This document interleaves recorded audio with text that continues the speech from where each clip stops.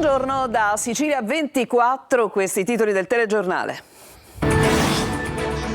Catania, pusher spacciavano con i loro bambini in braccio. Operazione antidroga dei carabinieri a San Cristoforo, 14 arresti. A Palermo, stroncato traffico di stupefacenti. Alla Guadagna e a Falsomiele, 25 arresti.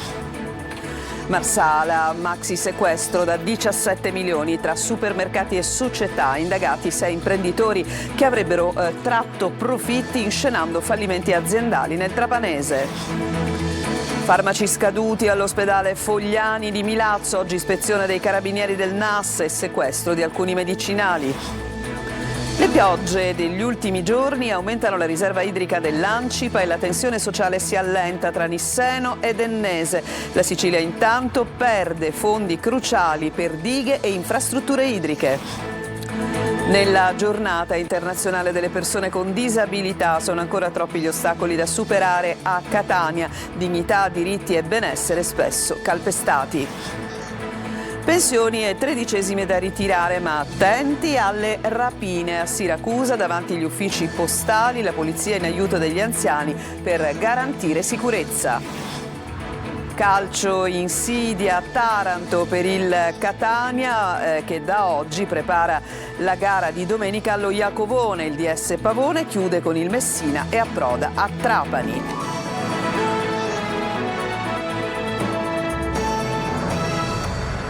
Ben trovati, subito a Catania ci sono stati 14 arresti per droga da parte dei carabinieri nel quartiere di San Cristoforo. I pusher, pensate, spacciavano anche in presenza dei loro bambini. Ci fa il punto su questa vicenda Emanuela Corsi.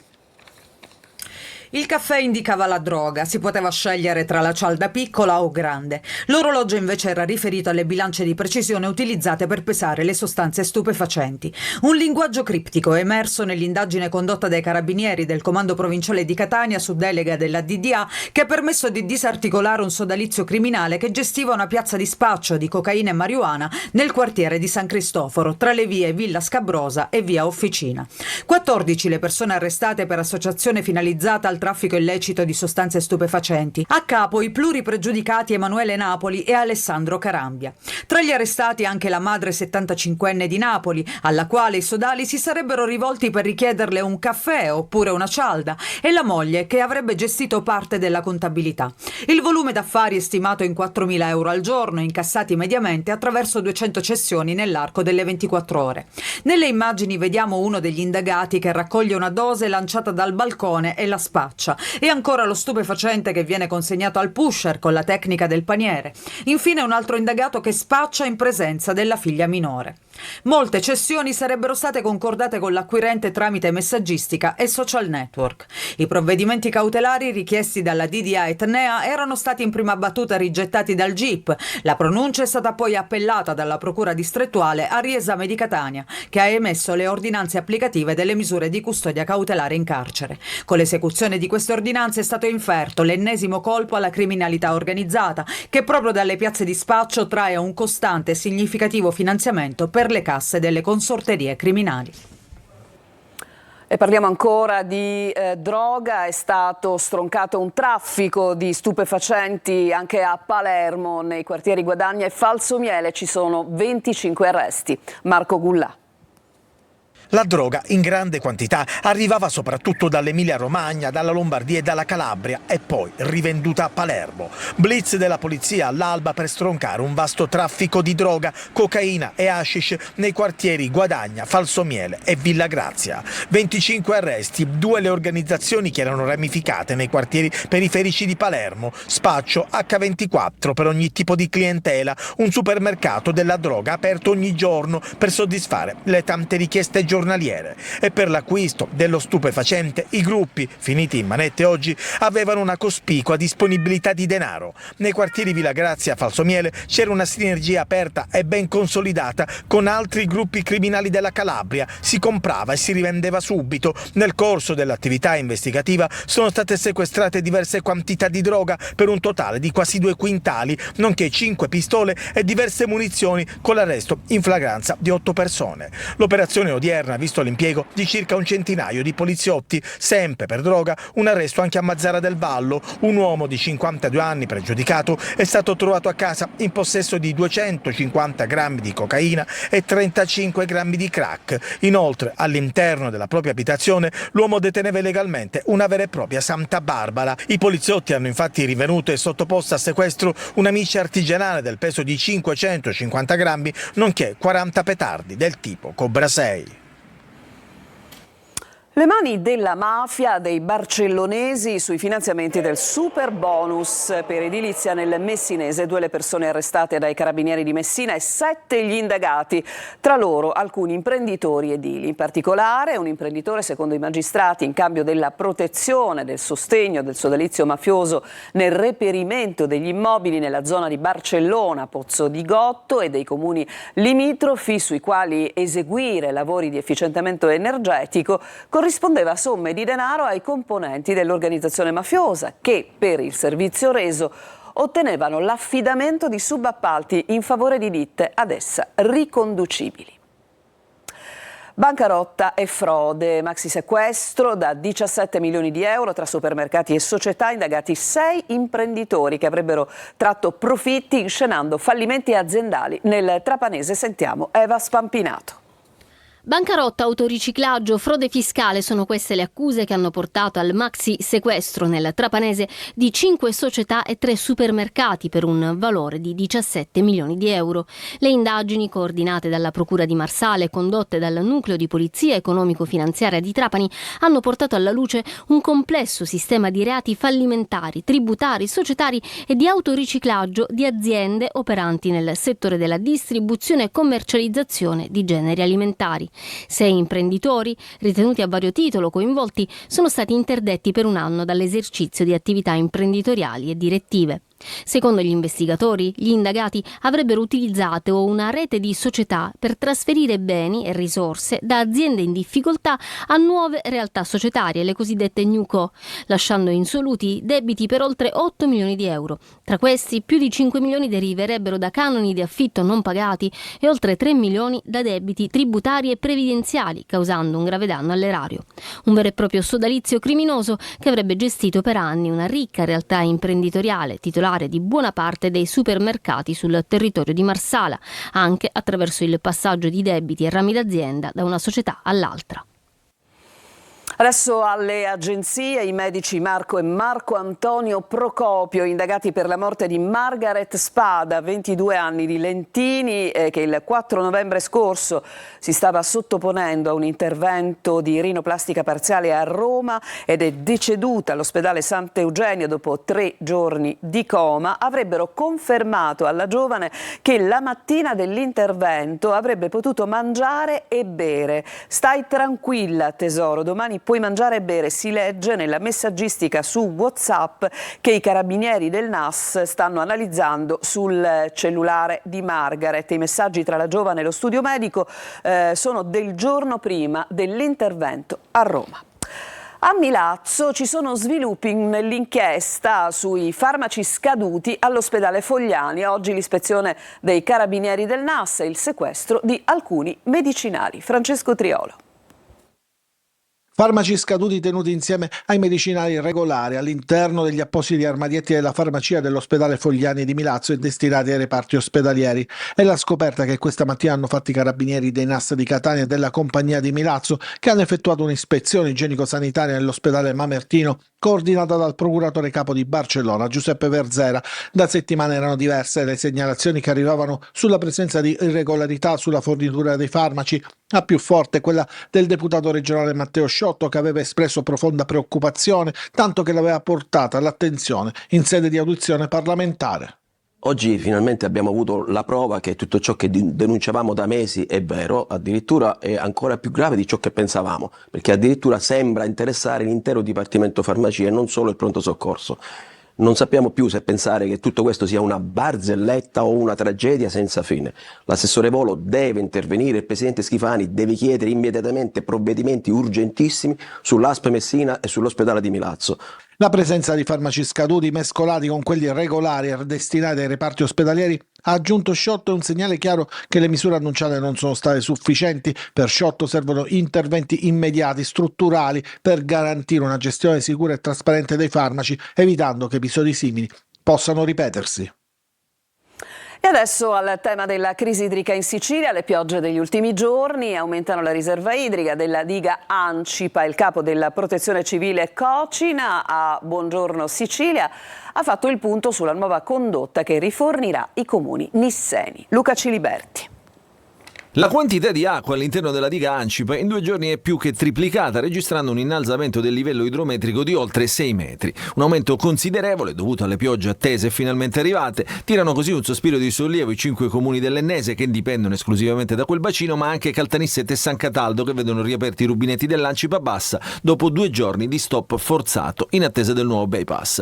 Il capo della Protezione Civile Salvo Cocina stamattina a Buongiorno Sicilia ha anticipato i contenuti dell'incontro della cabina di regia riunita oggi a Palermo. Domani saranno fatti i collegamenti alla vecchia rete esistente, quindi tutti i pezzi speciali, poi sarà fatto il reinterro, giovedì sarà reimmessa l'acqua. È una condotta che ha bisogno di diverse decine di ore per essere riempita e l'acqua arriverà a Caltanissetta nella giornata di venerdì notte.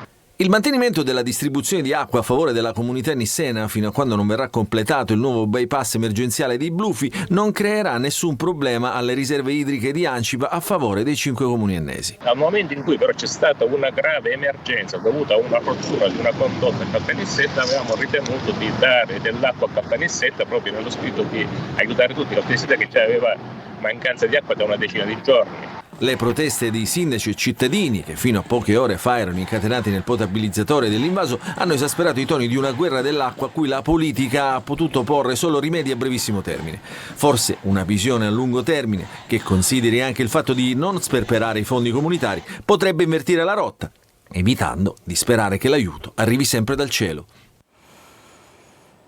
Individuare le criticità più urgenti a cui trovare soluzioni a breve termine, ma anche guardare oltre l'emergenza. Sono le direttive che il presidente della regione siciliana Renato Schifani ha fornito oggi ai componenti della cabina di regia regionale per l'emergenza idrica. Fra le priorità il potenziamento delle reti idriche, come quella di Agrigento, finanziate con 37 milioni, e poi ha detto il governatore: seguiremo da vicino le procedure per la riattivazione dei dissalatori dismessi di Porto Empedocle, Gela e Trapani, ma è importante fare in modo che sempre più acqua possa essere raccolta negli invasi.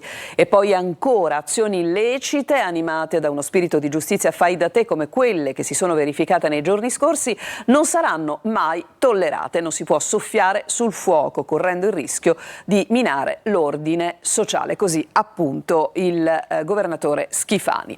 Tagli ai finanziamenti, si faceva cenno proprio a questo nel finale del servizio del collega Ciliberti. E emergenza idrica, la Sicilia perde fondi cruciali per dighe e infrastrutture idriche in un momento di crisi senza precedenti. Il rischio è che l'isola resti ancora più vulnerabile davanti a sfide ambientali e gestionali. Gerry Italia.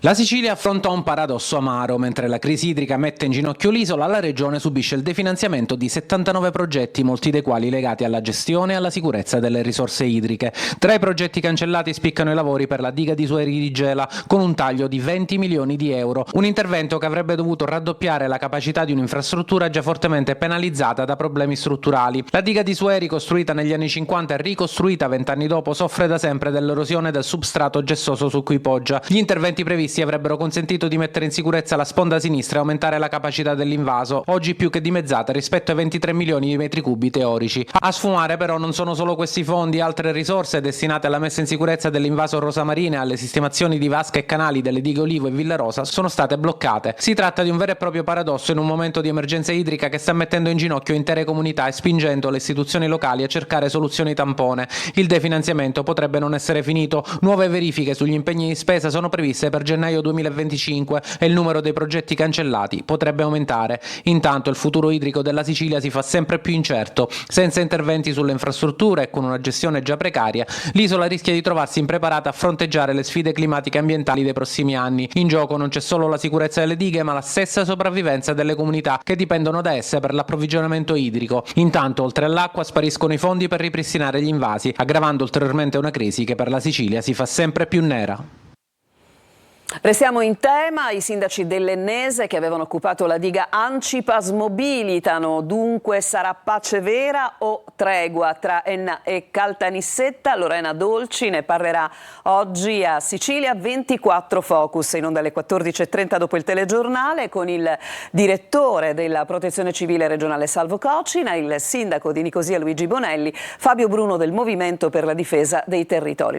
La trasmissione, lo ricordiamo, è anche in streaming sul sito lasiciliaweb.it. Potrete inviare i vostri messaggi di testo al numero 342 74 55 005. Adesso ci fermiamo, c'è una pausa e poi ci occupiamo dell'emergenza salmonella che sembra rientrata nel Trapanese. A tra poco.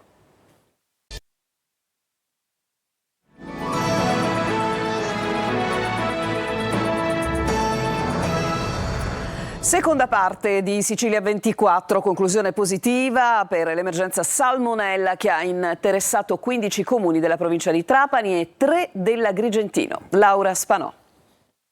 L'emergenza salmonella, che ha interessato 15 comuni della provincia di Trapani e 3 dell'Agrigentino, sembra volgere al termine. I primi esiti dell'analisi effettuata dall'ASP nella rete idrica urbana dei comuni interessati hanno dato esito negativo. Ad annunciarlo è stato il direttore generale dell'ASP di Trapani, Ferdinando Croce, che ha rilasciato un aggiornamento cruciale sull'evolversi della situazione. I campionamenti effettuati nella prima mattina di venerdì 29 in tutti i comuni interessati dalla contaminazione idrica da salmonella hanno dato esito negativo a 72 ore dalla processazione. Tuttavia ha precisato anche che il Dipartimento di Prevenzione suggerisce di attendere gli ulteriori esiti delle analisi condotte da Sicilacque che arriveranno nelle prossime ore, così da incrociare i dati e ottenere un ulteriore definitivo conforto in modo da confermare definitivamente il ritorno alla normalità.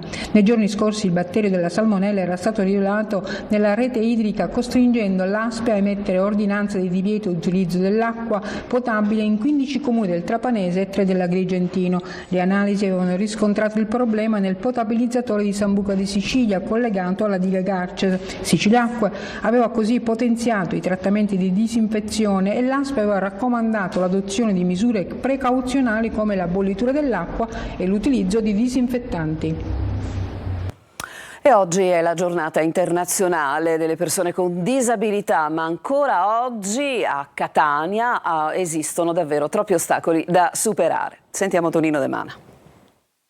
Nella giornata internazionale delle persone con disabilità, indetta nel 1981 dalle Nazioni Unite, ogni anno che passa sembra che intoppi, burocrazia e barriere aumentino. Dignità, diritti e benessere, prerogative della giornata, vengono sistematicamente calpestati. Così a Catania un soggetto portatore di handicap vive una triste realtà, fatta di ostacoli che in strada a volte diventano insormontabili. Le leggi ci sono, però purtroppo anche se fanno gli scivoli e fanno i bagni dei disabili, sono fatti male. C'è sempre bisogno di una persona che ti aiuta, non puoi mai uscire da solo.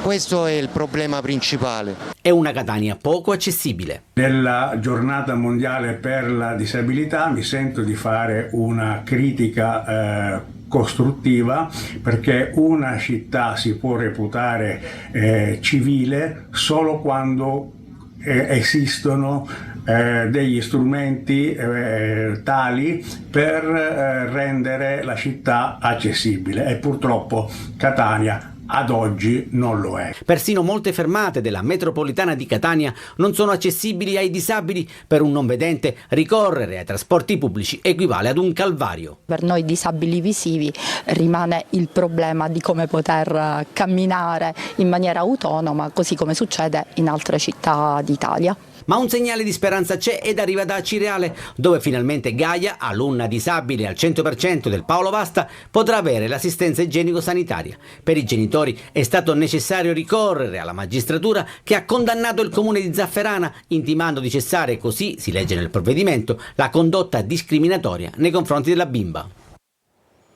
Sono giorni di pensioni e tredicesimi. Anche in Sicilia gli uffici postali sono più affollati del solito. Al fianco degli anziani ci sono le forze dell'ordine che con la loro presenza garantiscono sicurezza e tengono lontani i malintenzionati. Francesco Aloi. L'ufficio mobile in bella vista, le divise, gli occhi degli agenti ben attenti. In questi giorni gli uffici postali sono ancora più affollati. È il periodo delle pensioni e delle tredicesime. La Polizia di Stato ha organizzato questi servizi per garantire la prevenzione dei reati che potrebbero perpetrare dinanzi agli uffici postali proprio in occasione dei pagamenti delle pensioni delle tredicesime, e soprattutto per far sentire la prossimità al cittadino. La presenza delle divise così rassicura tutti. Chi viene qui per prelevare la pensione e non solo si sente più al sicuro. Vedendo le forze dell'ordine comunque è una sicurezza. Lei è in fila alla posta, fuori c'è la Polizia di Stato, si sente più sicura? Sento protetta, ma per l'età che una. E poi vedendo una bella poliziotta, doppia sicurezza. Esserci sempre più che uno slogan, per la Polizia di Stato è la realtà, ma nei controlli sono coinvolti anche carabinieri e guardia di finanza, tutti insieme per bloccare i malintenzionati già prima che entrino in azione. È importante però seguire alcuni semplici consigli. Fare molta attenzione alle persone che si potrebbero avvicinare con qualche pretesto, magari fingendosi delle persone in stato di difficoltà che potrebbero attirare l'attenzione di voi anziani. Attenti quindi a non cadere nelle truffe, ma se dovesse succedere il numero a cui rivolgersi è questo, 112. Ci fermiamo per un'altra pausa e rientreremo con il calcio.